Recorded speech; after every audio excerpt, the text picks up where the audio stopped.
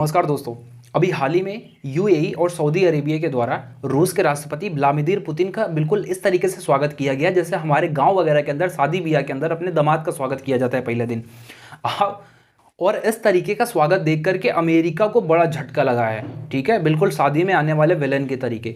सबसे पहले हम ये स्वागत देखते हैं, फिर चर्चा करते हैं कि क्यों अमेरिका परेशान है और क्यों इतनी भव्य तरीके से इनका स्वागत किया गया है। आप इस वीडियो में देख सकते हैं कि किस तरीके से रेड कारपेट बिछा करके दोनों तरफ पूरे सैनिक खड़े हुए हैं। 21 तोपों की इनको सलामी दी जा रही है और खुद वहाँ के जो राष्ट्रपति हैं, यूएई के जो प्रेसिडेंट हैं मोहम्मद बिन जायद और सऊदी अरेबिया के प्रिंस मोहम्मद बिन सलमान, इन लोगों के द्वारा कितनी भव्य तरीके से इनका स्वागत किया गया है। देखिए, ये स्वागत इसलिए इतना खास हो जाता है, इतने भव्य तरीके से स्वागत करके यूएई और सऊदी अरेबिया ने सीधा सीधा अमेरिका को मैसेज दिया है कि हम आपके दबाव में किसी भी तरीके का व्यापारिक जो समझौता है वो नहीं तोड़ने वाले हैं रूस के साथ। किस प्रकार का दबाव दे रहा है अमेरिका, आइए हम डिस्कस करते हैं। देखिए, वर्तमान समय में रूस और यूक्रेन युद्ध को चलते तकरीबन 2 साल के आसपास होने वाला है और अभी हाल ही में इजराइल और हमास वार भी चल रहा है। तो इजराइल हमास युद्ध में जहां अमेरिका इजराइल को सपोर्ट कर रहा है, वहीं रूस और यूक्रेन युद्ध में वो यूक्रेन को सपोर्ट कर रहा है।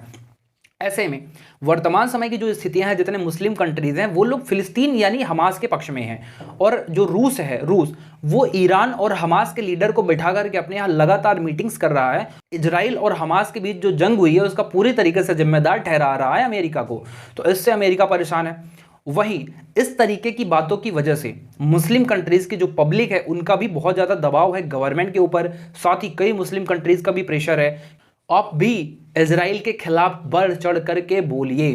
तो ऐसे में जो रूस है उसने पूरी जिम्मेदारी ठहराई है अमेरिका के ऊपर। रूस ने यहाँ होशियारी का काम किया है। उसने ना तो अपने संबंध इजराइल के साथ खराब किए, क्योंकि उसने इजराइल को डायरेक्ट ब्लेम नहीं किया हमास के ऊपर वॉर करने के लिए, और ना ही डायरेक्ट ब्लेम किया हमास को, बल्कि हमास और ईरान के जो चीफ्स थे उनको अपने यहाँ बुला करके मीटिंग करवाई। और यहाँ तक कि इजराइल को भी टारगेट ना करके उसने अपना न्यूट्रल रह करके उन दोनों देशों के बीच में एक बढ़िया पैड बनाने की कोशिश की है। अब देखिए, ये दौरा इतना इंपॉर्टेंट इसलिए है रूस के लिए भी और यूएई के लिए भी। यूएई जहां एक तरफ मध्यस्थता करवाने में सफल हो सकता है इजराइल हमास वार में, वहीं दूसरी तरफ जो रूस है उसके लिए ये दौरा इसलिए इंपॉर्टेंट है क्योंकि बीते 1.5 साल से जो वहां के पुतिन जी थे वो किसी भी देश की अंतर्राष्ट्रीय यात्रा पर नहीं निकले। उन्हें कुछ गिने चुने ही देशों की यात्रा की है जो आईसीसी के मेंबर नहीं है। आईसीसी के मेंबर का मतलब होता है रूस यूक्रेन वॉर के चलते आईसीसी इंटरनेशनल क्रिमिनल कोर्ट ने, जो अंतर्राष्ट्रीय आपराधिक न्यायालय है, इसने इनको दोषी ठहराया हुआ है। इसी के चक्कर में ये भारत के अंदर जो G20 समिट हुआ था उसमें भी नहीं आ पाए थे, साथ ही साउथ अफ्रीका भी नहीं जा पाए थे ये ब्रिक्स की मीटिंग में। लेकिन ऐसे में ये भारत के कुछ ही दूरी पर स्थित कुछ देशों में सऊदी अरेबिया और यूएई में आ रहे हैं। यहाँ इसलिए आ रहे हैं क्योंकि ये जो दोनों देश हैं ये आईसीसी के मेंबर नहीं है। हालांकि भारत भी आईसीसी का मेंबर नहीं था, लेकिन उस समय रूस यूक्रेन के जो युद्ध थे उनके हालात कुछ दूसरे थे, और ऐसा इसलिए हो सकता था कि कोई वेस्टर्न कंट्रीज के जो देश हैं वो प्रेशर बना के रूस के राष्ट्रपति को गिरफ्तार करवा लेते, इसलिए वो अपने सिक्योरिटी कार्डों की वजह से तो नहीं आए थे।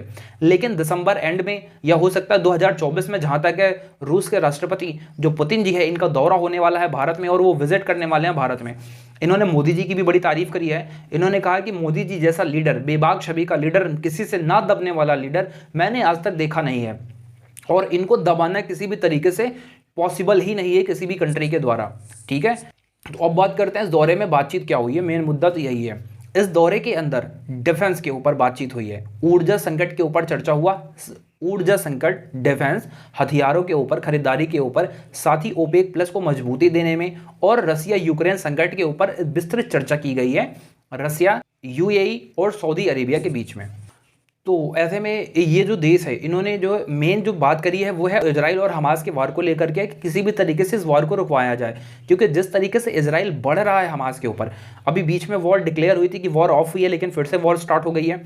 पूरे के पूरे उत्तरी गाजा के एरिया को इजराइल की जो सेना है वो कब्जे में ले ली है, साथ ही ये लोग अब दक्षिण की तरफ भी चढ़ाई कर रहे हैं।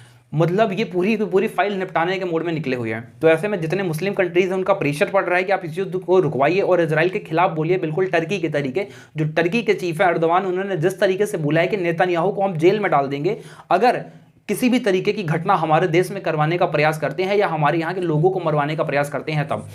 तो इस तरीके के जो दबाव है वो सऊदी अरेबिया के ऊपर भी है, लीबिया के ऊपर भी है, यमन, सीरिया, जितने भी देश होंगे, कुवैत, सऊदी अरेबिया, इन सभी देशों के ऊपर दबाव है। तो ऐसे में रूस एक बढ़िया काम कर सकता है इस युद्ध को रुकवाने के लिए, क्योंकि इजराइल के साथ भी उसके संबंध अच्छे हैं और इन मुस्लिम देशों के साथ भी उसके संबंध अच्छे हैं। ओपेक की मेंबरशिप भी है और साथ के साथ अभी रसिया के द्वारा ये जो सऊदी अरेबिया है और यूएई है इसको ब्रिक्स में शामिल करवा दिया गया है। ये 1 जनवरी 2024 को इन लोगों की जो मेंबरशिप है वो परमानेंट हो जाएगी। इनके साथ एक और देश भी सम्मिलित हुआ है जो है ईरान। अब ऐसा बिल्कुल भी नहीं है कि ब्रिक्स में सम्मिलित करवाने की वजह से इनका इतना भव्य स्वागत किया गया है। इतना भव्य स्वागत सीधा सीधा अमेरिका को मैसेज देना है कि आप इजराइल को सपोर्ट करना बंद करिए, नहीं तो हम भी किसी तरीके से भी अपने संबंधों को रूस के साथ खराब करने वाले नहीं हैं। और एक जानकारी की बात है कि जो रूस है और सऊदी अरेबिया है ये दोनों ओपेक प्लस के मेंबर हैं और ओपेक प्लस के मेंबर होने के नाते ये दुनिया में तेल उत्पादन के सेक्टर में 40% तेल अकेले सप्लाई करने वाले ये 2 कंट्रीज हैं और ये पूरी दुनिया में तेल की कीमतों को निर्धारित करते हैं। अगर तेल की कीमतें बढ़ानी होती है तो ये प्रोडक्शन को कम कर देते हैं और कीमतें अपने आप बढ़ जाती हैं, और कीमतों को अगर घटाना होता है तो ये प्रोडक्शन बढ़ा देते हैं, कीमतें अपने आप घट जाती हैं। तो इस तरीके से अपना दबदबा कायम कर सकता है रूस मध्यस्थता करके और एक बढ़िया शक्ति उभर करके आ सकता है अमेरिका के दबदबे को खत्म करके। आशा है ये वीडियो आपको अच्छा लगा होगा। अगर पसंद आया हो तो इसे सब्सक्राइब करिएगा। मिलते हैं नेक्स्ट की वीडियो में, तब तक के लिए जय हिंद, वंदे मातरम।